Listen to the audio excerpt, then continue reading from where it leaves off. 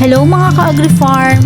Sa video nito ay tuturo ko po sa inyo kung paano gawin ang Calpos fertilizer para po sa mga halamang gulay at konting kaalaman po na ang calcium phosphate o Calpos ay tinutulungan ang mga halaman sa pagbuo ng reproductive organ.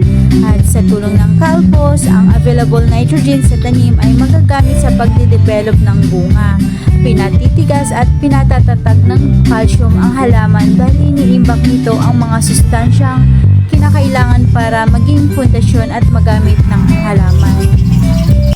At ngayon po ay atin ang isasangag ang balat ng itlog at ito po ay kailangan ay maging kulay golden brown.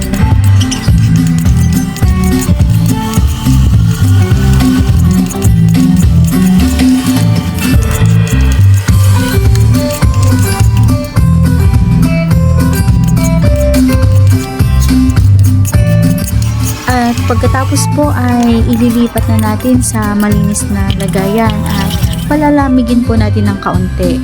At pagkatapos ay inilagay ko na po siya sa malinis na lagayan. Nilagyan ko na rin po ng suka. Ang halimbawa po na timbang sa ating balat ng itlog ay 100 grams at 500 grams naman po sa suka.